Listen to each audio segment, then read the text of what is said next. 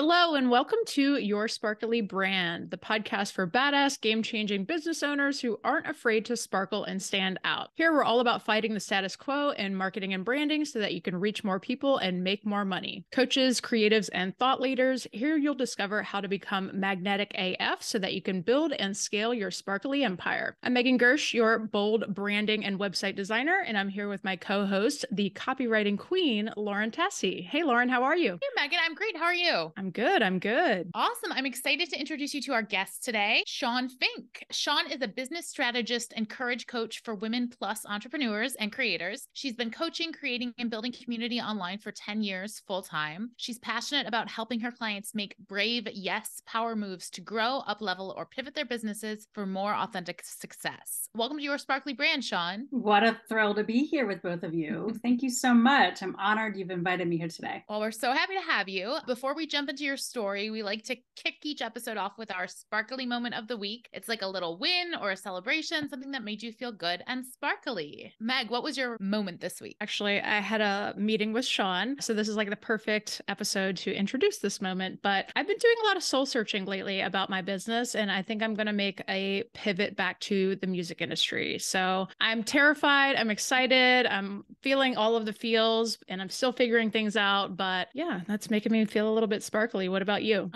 Well, I'm excited to talk more about that. This week, I put out a new offer and I've already gotten some interest, and I'm super excited about that because sometimes you put out an offer and you hear nothing. So it's good to just feel like I'm answering the problems that people are having right now. Very cool. Very cool. And Shawn, what's your sparkly moment? I am going to choose something that just happened today, a few hours ago.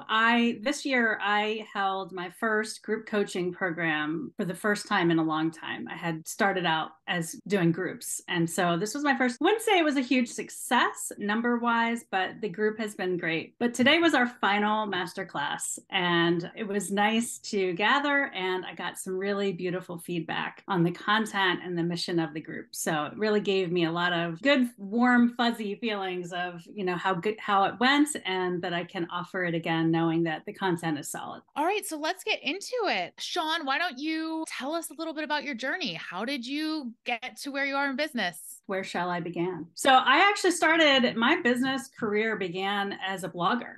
This was 10, 12 years ago now, I guess, when people really were just starting to monetize online. And I was a writer, and my background is a writer. So I started blogging, and I had a mentor who worked in the same building as I did when I had my 9 to 5. And she was kind of mentoring me and over lunches now and then on because she was in content marketing, and I had never even heard of content marketing at that point. And so she kind of kept pushing me along and kind of guiding me along. And finally, I had a group that I put out, an online group program that was free, and it had like 400 people sign up. And she was like, hey, maybe you should sell them something, at the end. And I was like, oh gosh, what am I going to do? So I wrote a book real quick, an ebook, and I sold that. And that was my first product. The Brave Yes, though, is my second business. So that was my first business that lasted 8 years. And when I was ready, kind of hit my upper limit as a person in my career and in my business at that point, it was in 2020, I decided to, after a couple of years of kind of soul searching, figuring out what my next thing is going to be, I then kind of threw the backpack over the wall and closed down that first business. And that was where the Brave Yes was born. It was born in that moment of really, I shut down a whole community, and I knew that they were going to be pretty upset, and they were, but they handled it well. And that was all my income. It was, everything I'd ever been doing, online for 8 years. And finally just was like, I'm done. I'm going to try something different. And so that's how the Brave Yes was born, and the work that I do now with entrepreneurs. So let's talk like a little bit more about Brave Yes. Like, what does that mean? How can people step into that? Like, what is that all about? Yeah, well, it's kind of like what you were just talking about, Megan. You're about to make a change, and you're terrified. And yet you also know that on the other side of that is liberation. It's a feeling of total alignment, that you're going to have fulfillment fulfillment in the work that you do. Not that you don't have it now, but you know that it could be even better and that you can serve in a more aligned way. When I first started working with the concept of Brave Yes, I was really thinking of it from that standpoint of identity change, or like, what are you going to do to really become more aligned in the work that you do? And now I adapt it mostly to entrepreneurship. So that pivot, which is really not just the pivot of the business, but the pivot of you. And that is where it gets scary. It's like my identity and all of my income and everything I've been doing to this point. And so that's really where the Brave Yes work comes in. And, it can be big, like the pivot, which is how mine was born, but it can also be smaller, much more subtle, almost inner work that we do that nobody else ever sees. But it's like that commitment to like being more visible. Like that's a Brave Yes. I didn't really plan this, but a lot of the women that I work with as in entrepreneurship, they tend to be people pleasers. They kind of have a lot of self-doubt, which the self-doubt part I would have expected. And so Brave Yes power moves and the work that I do is more about how am I going to really put myself out there and how am I going to really allow myself to do the scary things, even though, they're scary and I kind of don't want to, right? Like I just can stay here safe. But what we know is that safe doesn't actually mean, the revenue that you want or the joy that you want. And so the Brave Yes work is really just helping you get to that next level. It's taking the actions. It's having the vision really in the beginning. Like, am I playing big enough? I know for me, when we had our chat about my Brave Yes, I was feeling like very like stagnant, like stuck. Are there other things that you have seen with entrepreneurs, like things they could be feeling or experiencing that indicate for you like it's time for like a big shift like this? Yeah, feeling resentful. And often what goes with that is not making enough money and knowing that you have knowing that you have the ability, that you're capable of more, but you're not 100% sure what that is. Or maybe you do know and you need somebody to help you actually become that person. I work with a lot of big brands who, they're very popular, but they're not making money. And so the Brave Yes work is sometimes you've got to, do the hard work of saying some of these people that are kind of tagging along, getting the free stuff, they aren't my people. That's hard. That's really hard when you are, want to be popular and you have a really, big audience. But yeah, the stagnation, I think too, like for me, and I have a couple of other clients, I had actually outgrown my business. And when you've done it long enough, you kind of get to a point where you know everything and you're ready for something more. And I think that something more is often what a lot of people really notice, but they don't do anything about it until something serious happens or, like some kind of event happens and they're like, oh, now it's time. The other aspect is I work with a lot of mission-driven, heart-centered change makers. They have really big ideas, like outrageous ideas.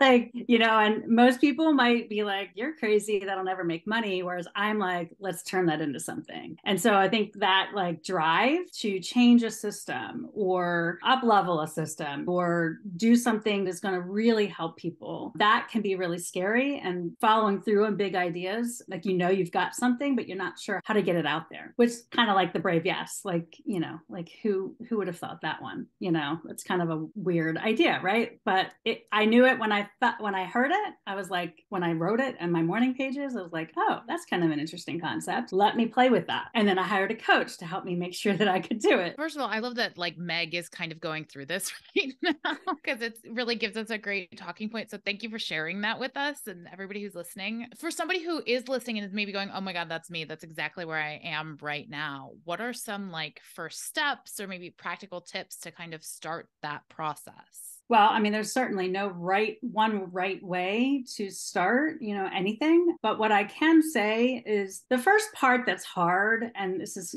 certainly where Meg is now, is getting that vision in place to really get clear on what it is that you're trying to do and go for.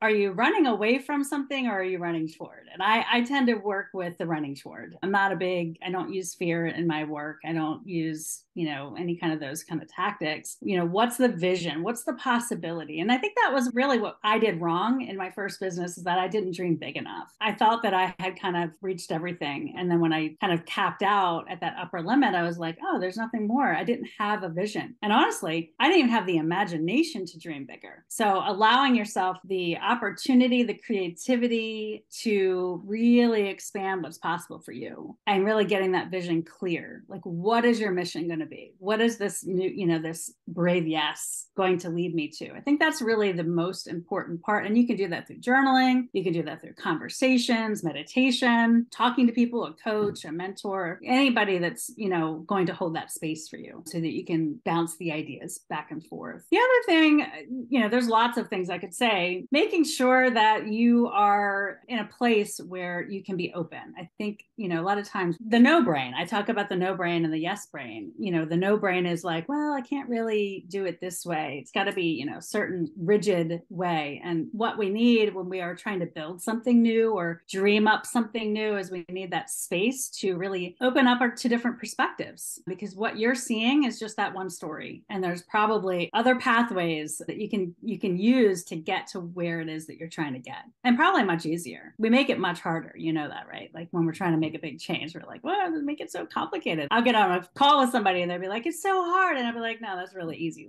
Here's what we're going to do. It's just like, you're just so mired in it. It's so scary. No, it's not really that. Or the other thing that will happen is though, like, this is a huge change. This is like the biggest brave yes. No, it's not really that big. Like you're making it so much bigger. It's really just like little tweak of things. So that feels like the perfect segue into talking about the brave yes power moves. So what are they? How do they come into play in the bigger scheme of what we're doing here? And how can people start implementing them? Yeah. So brave yes power moves. This is what makes or breaks your business. I don't like busy work in my business. I'd much rather be reading a book in my hammock than, hustling all day long. So I pretty much declared early on that I'm just going to do impact, and I'm not going to sit here and fill my 9-to-5 like a job and do the things that, everybody tells me to do. So power moves are things that move the needle. They're going to move the needle in particularly your visibility, to make sure that you're getting the most impact with getting in front of the right people, that you're really getting to your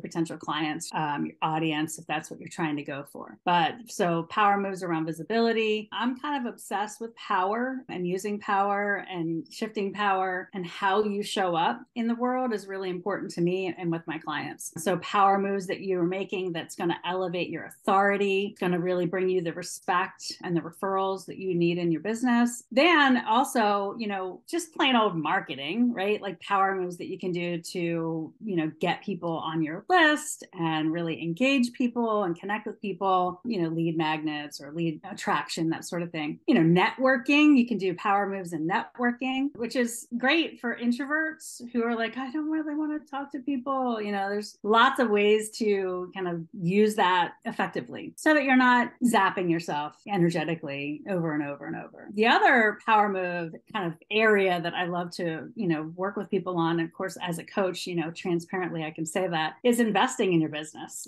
Those are power moves. When you decide to get a coach, when you decide to invest in SEO, all of those, like anytime you're dropping the bills, that's a power move. And it doesn't always feel like it's a power move, because you feel like you're losing your power when you lose your money. But, when you can really see investing as a really good power move, it can change the way you look at it. So I know something else you talk about a lot is stepping outside of your comfort zone. Why should we do this? How do we sort of get beyond that, wanting to stay small? What advice do you have for entrepreneurs? Yeah, this is definitely the work. And really, ultimately, most people stay in their comfort zone. I would say, I don't know, I haven't followed your work, Lauren, so I can't say for sure, but I'm guessing you're probably out of your comfort zone more than most. And so redefining your comfort zone is, if the default is we really all want to be on the couch watching Netflix and eating Ben and Jerry's, then how do we make that feel like how do we make an experience like that kind of translate into when we're doing hard things? And so I don't actually believe that we should feel the fear and do it anyway. That whole do it scared thing, nobody does that for real. When I pivoted my business and I threw the backpack over the wall and told the community I was shutting down, I had actually had a plan. I had a coach. I had been planning it for months. I knew exactly what was going to happen. So I thought when things, when I ended, I knew which direction I was going in. There was no like, feel the fear and do it anyway. I was terrified of the outcome, but I didn't do it without a plan. And I think that's really the number one thing when we are redefining our comfort zone, is to know that you don't have to just do it. Like, you're not just doing it, haphazardly. You can do it with support. You can do it with clear outcomes. And one of the things that I love to do with clients is kind of walking through the vision and making sure that we kind of address all the possible fallouts, right? Like, what if there's going to be a fallout, you'll be ready to handle it, because you can. There's big moves, even smaller moves. There's lots of ways to couch it, which is funny with the couch reference, but you can couch it, make it not so hard. The other part of that is taking these like micro brave moves that you're doing to just kind of acclimate to the direction that you're going or the work that you're trying to do. So like if it's visibility and you're trying to put yourself out there more and you're trying to play with your messaging so that people pay attention, just testing and trying to get a little more bold, one little step at a time. That's the sort of thing that you can do that, just kind of makes it just expands your comfort zone so that maybe technically you're not even leaving it. Wouldn't that be nice? Like you still have one toe in. I love what you mentioned about like the micro brave yes moves, just because I feel like that is such an actionable thing that people can put into action. Like even if it's just like the smallest like little thing, I think that momentum can really help bring about bigger change. Oh, absolutely. I don't think we ever really get to change without small itty bitty moves that we're making. So what advice would you give to business owners who are feeling like a little bit trapped in their comfort zones? How do we step out of that? If there are other actionable things that we can do? Well, I would begin with giving yourself the space to play. Don't take it so seriously is always like my number one advice, because the second you think, everything is riding on it, you're going to clam up and you're going to be making decisions from the ego, and you really should be making decisions from the heart. And, when you're playing with, possibility, you need to have lots of space to imagine. And so that requires getting to a place where you feel most comfortable and safe. If that's art and doodling, then that's art and doodling. If it's singing or music, then do it through that. I'm a big walker. So, I'm happiest when I'm just like getting out there in nature. That's where I get my best ideas other than the shower, and, I do a lot of journaling. And I think, I think that's just the number one thing. Just don't take it so seriously, because the minute you start taking it seriously, you're going to overthink. Your inner critic's going to come out. And I do believe in just allowing the creativity of it all, and you will find the right thing. So let's take a trip back in time. If you could go back to when you were just starting your first business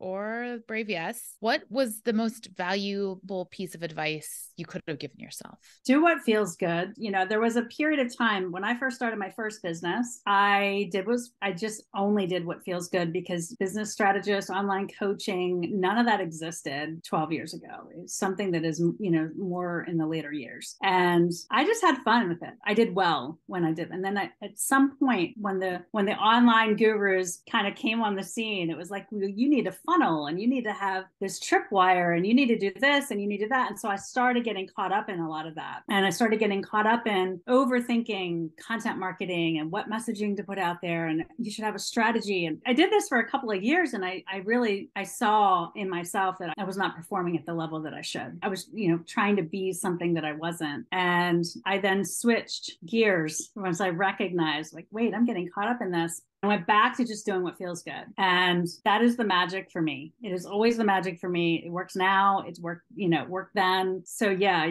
it's so easy to think that there's like shoulds that you should be following, and you always know what is best. I love that advice so much. This is a question that we ask all the guests that come on the show, but like, I don't think anyone has said that specific answer. So I totally love that. Yeah, I'm big on operationalizing joy, as I say it, because I really been around a long time on this business, and I've seen the rise and the fall of a lot of people. And I just keep coming back to follow my own joy, do what feels good. And every time I've done that, I've had a success. So it's so easy to get caught up in it. So what are some upcoming projects that you're excited about right now? Wow, goodness, this is exciting. Well, I am currently in the we're getting really close to launching a quiz, and it's called Discover Your Entrepreneurial Courage Style. And so you'll take the quiz, you'll get your results, and then there'll be, some goodies after that. And the idea is just to help, what I've learned through research is we all do have a default courage style. And so the things that you're going to be best at are the things that are probably falling in your dominant style. And then the things that are hard for you are just, you don't have the practice yet. You don't have the practice. And so the work that I do is we really play to your strengths. So why worry about kind of jumping the fence to the other types of courage if you can really kind of knock it out of the park with the one that you're really good at? Not that you can't play with the others, because why not, right? You might as well use the courage strength that you have and really make it shine. So that's just a freebie that I'm excited. Again, following my joy on that is just like a totally fun project. I like quizzes. I think they can be really fun and powerful for people. I am probably going to host something called the Brave Yes Ascension Summit, which is about finding your Brave Yes edge in your business for, just standing out in your market. And then I'm going to have my Brave Yes Power Squad again this fall, which I'm really excited to kind of try again and see if I can get a better turnout number wise. But ultimately, I still just do one-to-one coaching. That's where my strength is for the most part. Awesome. And where can we find you online to keep tabs on all these things that are coming up for you? All these things. Yes. My website is shawnfink.com. That's SHAWN. And that's really the best place, but I'm on all the socials as well. Awesome. And we'll put links to all that in the show notes. And thank you so much for joining us today, Shawn. This has been such a pleasure. Thank you. It was an honor to be here. And we want to say thank you to our listeners for listening. If you enjoyed this episode, please leave us a review and give us a subscribe so you never miss one. Until next time, stay sparkly.